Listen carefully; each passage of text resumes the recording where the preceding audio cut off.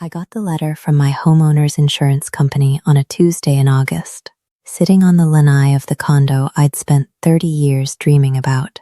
And I remember reading it twice, because I genuinely thought there had to be a mistake. My premium was increasing by 61%. On a 2-bedroom condo in Naples I'd bought outright.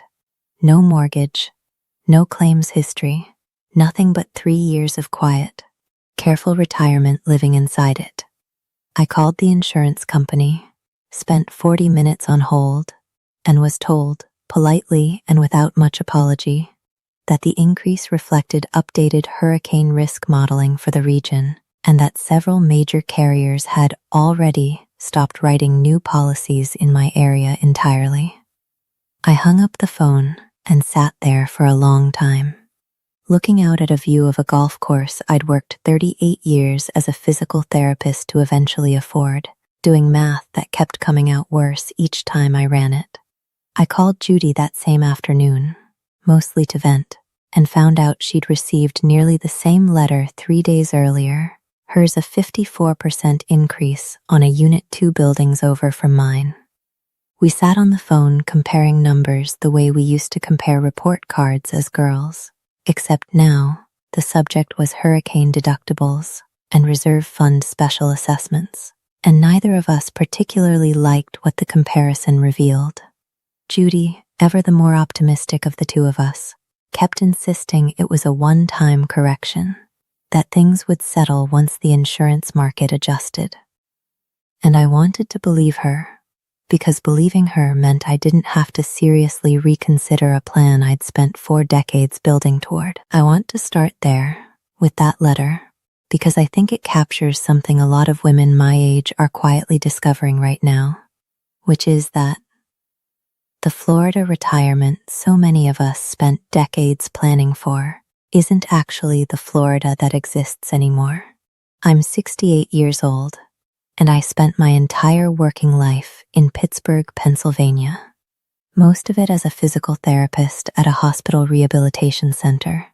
And like a great many people from cold weather cities, I grew up understanding Florida retirement as a kind of inevitability, the reward waiting at the end of decades of Pennsylvania winters, something my parents had done, something my older sister had done, something I'd assumed, without much active questioning, I would eventually do too. I want to be specific about how deep that assumption ran, because I think it's part of why the eventual reconsideration felt so disorienting.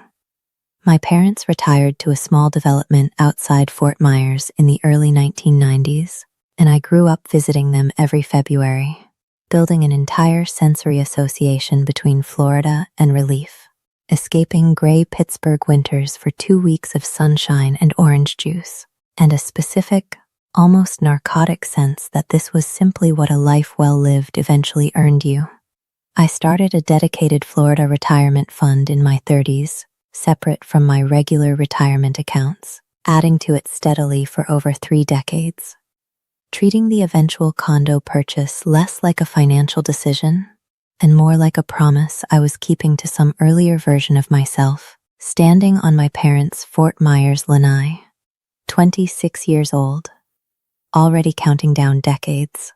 I retired at 65 and moved to Naples that same year, into the condo I'd been eyeing for nearly a decade, close to my sister Judy, who'd relocated to the same development 4 years earlier and spoke about her Florida life with the kind of settled contentment that made the whole plan feel, for a long time, entirely correct.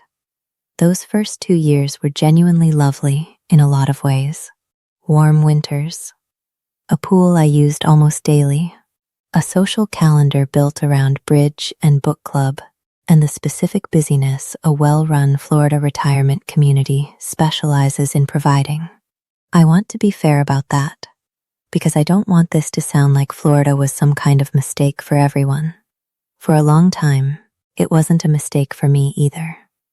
What started shifting, slowly at first, was the cost.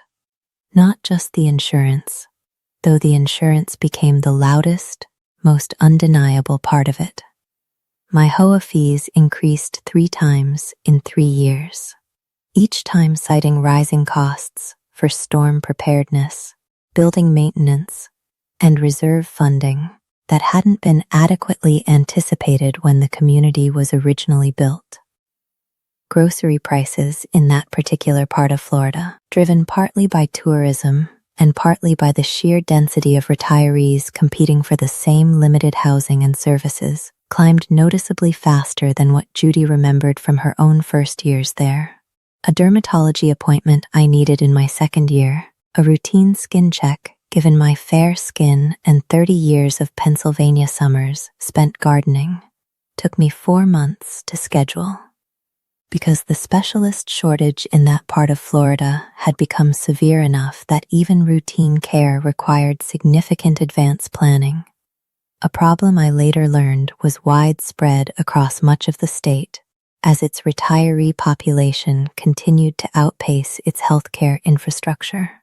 I started keeping a running tally, somewhere in my second year, the same instinct that had made me a decent physical therapist for nearly 4 decades. The habit of tracking small changes over time rather than trusting a single snapshot.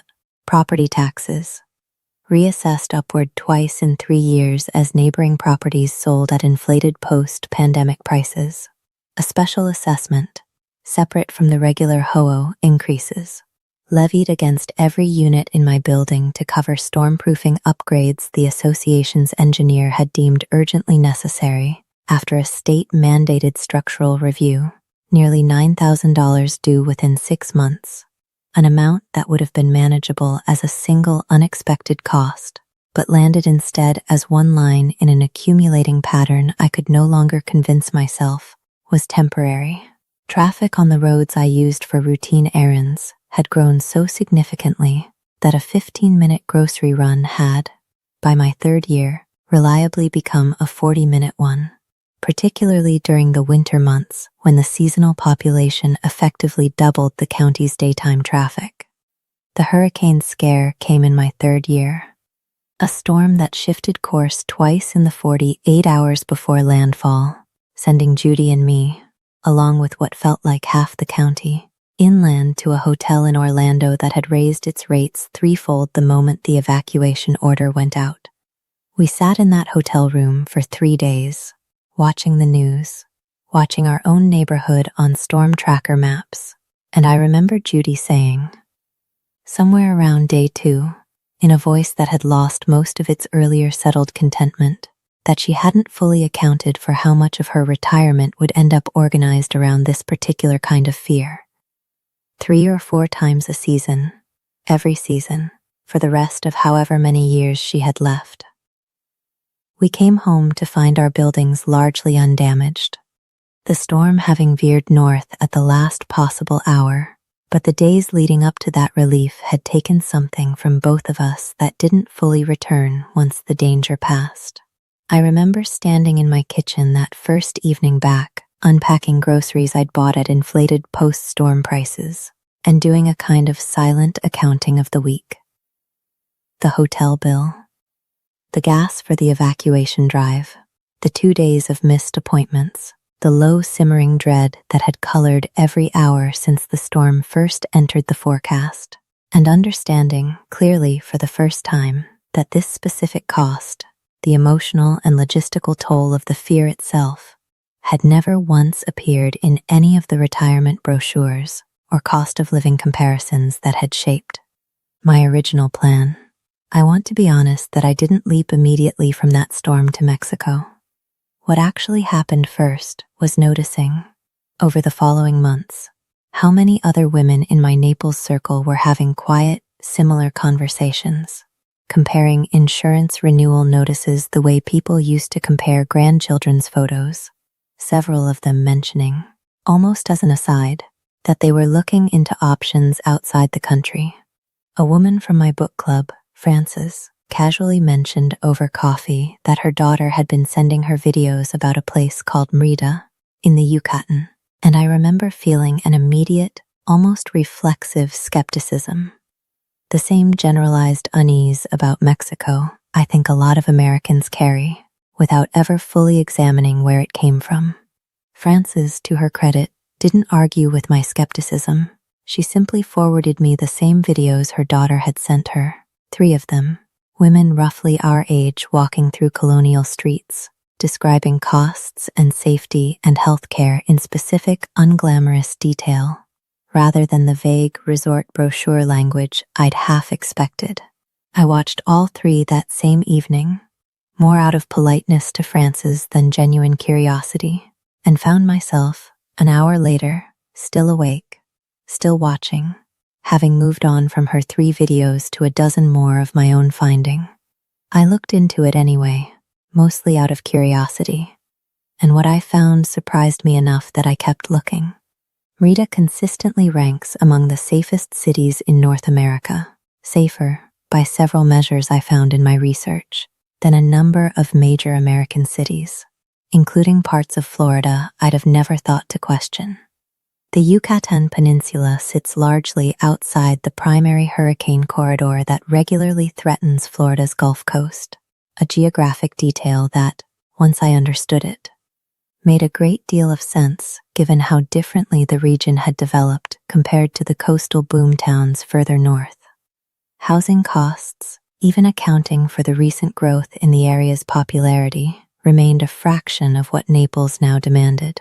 And the healthcare, when I dug into it properly, wasn't the afterthought I'd assumed. Merida has become something of a regional medical hub, with private hospitals holding international accreditations, staffed by doctors trained partly in the United States, offering the kind of same-week specialist appointments I'd been waiting 4 months for back in Naples.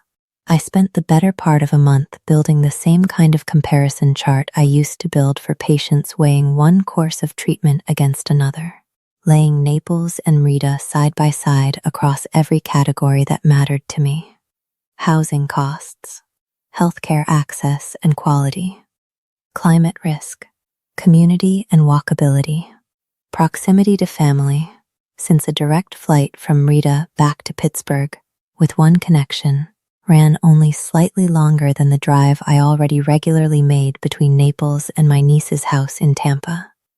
Every single row on that comparison, except perhaps the simple, sentimental pull of staying somewhere already familiar, came out favoring Merida, sometimes narrowly, sometimes by a margin substantial enough that I sat back from the spreadsheet and had to take a full day before I let myself believe what it was telling me. I flew down for a scouting trip that winter, and I want to describe the specific moment the comparison crystallized for me, because I think it matters more than any spreadsheet I eventually built. I was walking through Merida's historic center on my second evening, past pastel colonial buildings that had clearly stood for well over a century, past a park full of families out for their evening paseo, and I realized I hadn't once, in 2 full days, thought about a storm tracker map. I hadn't checked an evacuation route. I hadn't done the quiet background math so many Florida retirees learn to do automatically every August through October. The math of how many days of warning we'd likely get, how full the highways would be, how much the hotel rates would spike. The absence of that particular hum of low-grade seasonal dread was, I think, the single most persuasive argument Merida ever made to me. More persuasive than any cost comparison, though the cost comparison mattered plenty too. I spent the rest of that scouting trip doing the ordinary, unglamorous errands that tell you more about daily life than any tourist itinerary would: finding a pharmacy, locating a grocery store, asking a stranger for directions, and watching how readily she walked 2 full blocks out of her own way to make sure I found it. I sat in a small cafe on my last morning, watching the same unhurried rhythm of daily life I'd have spent a lifetime in Naples never quite building for myself. Retirees and young families and shopkeepers, all moving through the same shared streets. And I remember thinking, quite plainly, that this was the first time in 3 years I'd imagined my own future without also, somewhere underneath it, bracing for something. If any of you have your own version of that insurance letter, Whatever specific thing made you start quietly reconsidering a plan you'd had in place for decades, I want you to comment below and tell me about it, because I read every single one. And I think a lot of us are having remarkably similar conversations right now without always realizing how many other women are having them too. Frances tells me her book club has practically become a MREDA planning committee at this point. 3 more members deep into their own research since she first showed me those videos. I sold the Naples condo 11 months after that scouting trip, at a modest loss once I factored in the insurance costs I'd absorbed over 3 years, and moved to Merida permanently, into a restored colonial-era house in the Santiago neighborhood, with high ceilings and a small courtyard, roughly 40 minutes from a coastline that, unlike Naples, wasn't organizing my entire calendar around fear for a third of the year. My monthly expenses here run around $1,700. The house, groceries, a private health insurance policy that costs a fraction of what my Florida Medicare Advantage supplement had, occasional dinners out with a growing circle of women I've met, many of them, interestingly, other former Florida retirees who'd made some version of the same calculation I had. Compare that to Naples, where between the the insurance, and the general cost of living, I'd been running closer to $3,400 a month for a considerably smaller, considerably less secure life. I've kept a rough tally, out of old habit, comparing what I'd have spent this past year had I stayed in Naples against what I actually spent here.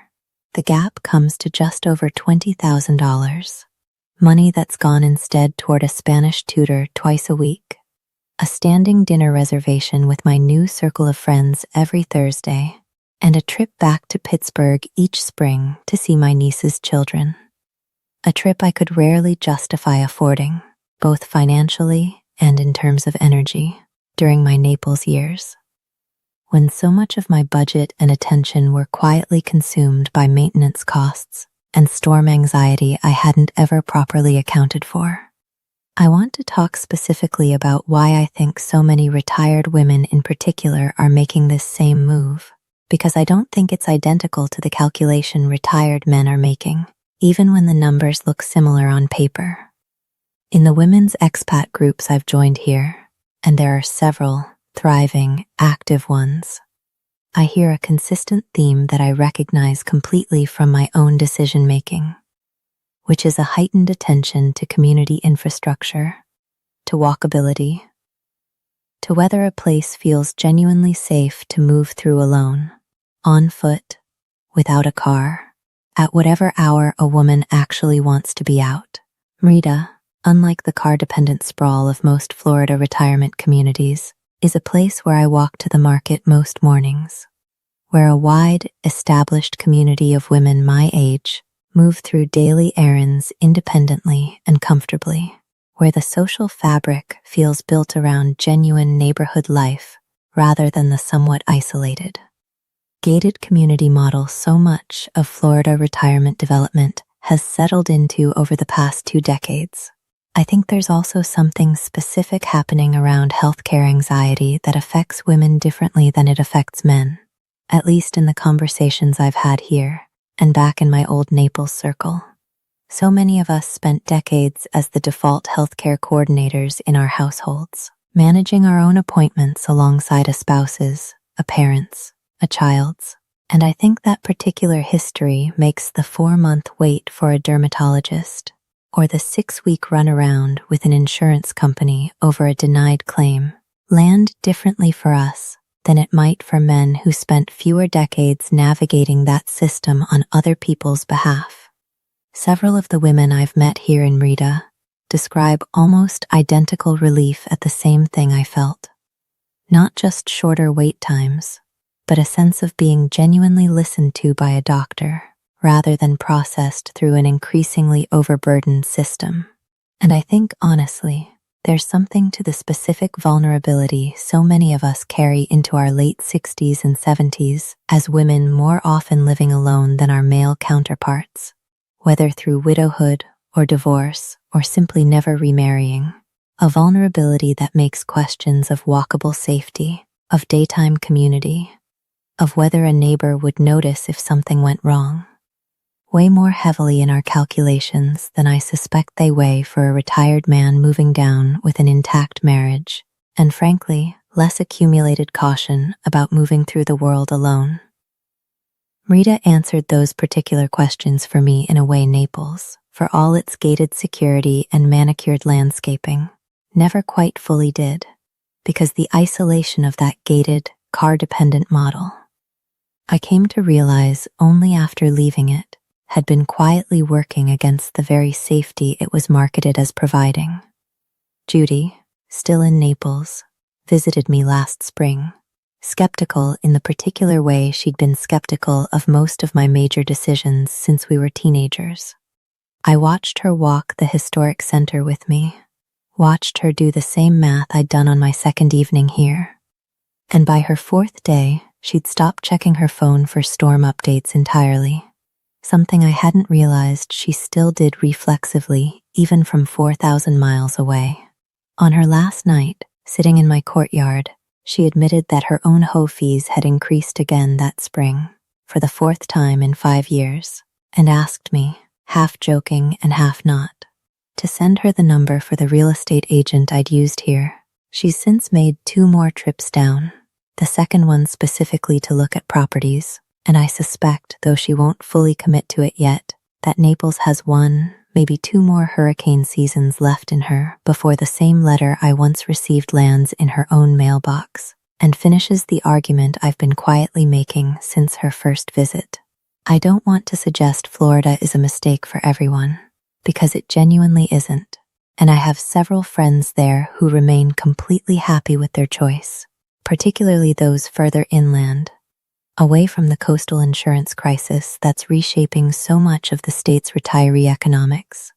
What I do want to say clearly is that the Florida I planned for across 4 decades in Pittsburgh isn't quite the same Florida that exists today, and I think a great many women my age are discovering that gap at roughly the same moment, comparing insurance letters over coffee, running the same quiet numbers, and finding, as I did, that a colonial city in the Yucatan offers something that particular vision of Florida increasingly can't, which is a genuine sense of settled, affordable security, rather than a retirement spent perpetually watching the horizon for the next storm. I think about my parents sometimes, on their own Fort Myers lanai decades ago, the version of Florida that shaped my entire sense of what a good retirement should look like. I don't think they were wrong about what they built there. Not for the Florida that existed in the 1990s. I think the state simply changed underneath the promise, the way places sometimes do. Faster than any of us updated the story we were still telling ourselves about it. I carried my parents' version of that promise for 30 years, without ever once checking whether it still matched the place it described. It took a 61% insurance increase, delivered on a Tuesday in August, to finally make me look. I think about that insurance letter often, still, sitting in a drawer, back in a filing box I never fully unpacked after the move. A strange little artifact of the moment my whole plan quietly cracked open. I don't think I would have found my way to Merida without it. I'm grateful for it now, oddly, the way you're sometimes grateful, much later, for the specific inconvenience that redirected an entire life. I spent 38 years as a physical therapist teaching people how to recognize when their body was compensating for an old injury in a way that was quietly creating new problems elsewhere, favoring one side, protecting one joint, until the compensation itself became the larger issue. I understand now that my whole retirement plan had been doing something similar. Compensating for a version of Florida that no longer existed, propping up an old promise with increasingly expensive patches rather than admitting the underlying picture had changed. It took an unmistakable, undeniable bill in the mail to finally make me look at the whole picture honestly. The way I once had to make a patient finally look honestly at an X-ray they'd been avoiding for months. I'm Carol Jenkins. Thank you for listening to Women Choose Mexico.